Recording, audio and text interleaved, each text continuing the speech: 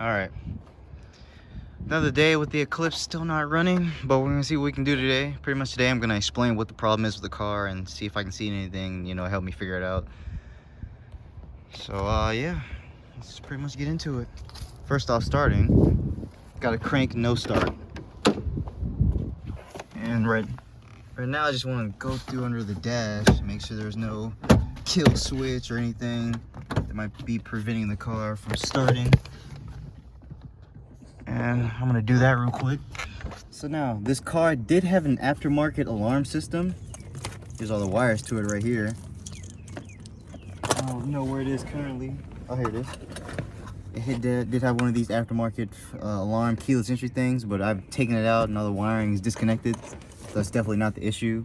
And the reason why I know it's a crank no start, because through an OBD2 scanner, I can see that the computer is not reading the revolutions of the engine, which means it can't see the engine is turning over, which means that I'm not going to get spark, which means my car's not going to run. So as I said earlier, I'm going to pretty much look under the dash, look at any of the wiring, and see if I can find anything that'll let me know something about, why it's not starting. Like I said, a kill switch, maybe some wires that shouldn't be there connected to the switch or something. But yeah, so I'll turn the camera back on if I find anything interesting. All right, so unfortunately, I don't really see anything that stands out too much. I mean, I've been looking under this car for months now, and it still looks the same. I don't see any kill switches, no wires that shouldn't be there, other than all these speaker wires, and like I said, but it's not connected, so yeah. I don't see anything in there that could be the problem. That's just speaker wires and antenna wires in there. There's nothing over there. I don't see anything connected to my steering wheel, just that's the normal plugins, and then these normal connections. So I'm not really sure what I'm supposed to be looking for, to be honest, but I was, it was worth a shot to at least see if I could see something. All right, so unfortunately we couldn't find anything under the dash to help us out. So what I'm gonna I jacked the car up, as you can see, and I'm gonna get under there and look at the crankshaft connection and look at the wiring with a multimeter and see if that can tell me anything. I'm gonna turn the switch on and then see what readings I can get, and I'll go from there. I'll get back to you when I got the information. All right, just show you, what a crank no start looks like or sounds like. Look, the car's cranking, but it won't fire and actually start. That's what I've been dealing with for months. Hopefully we can get it fixed or sent to a shop, but we're gonna see what we can do the rest of the day. God.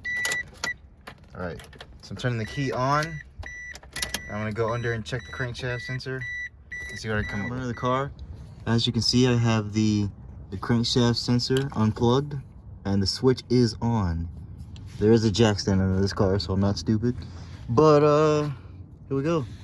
Gonna pretty much just check these couple of wires. It's gonna be kind of difficult to show, so you might have to just hold on with me. Yeah, I'm not gonna be able to record it, but I'll show you after. All right, so when checking ACV, I got nothing on all through. So now I'm gonna check DCB. You can see it's set at that. All right, so for the first prong I got, hold on.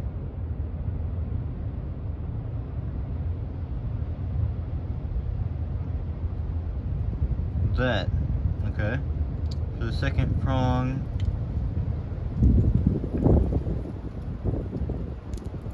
I got that.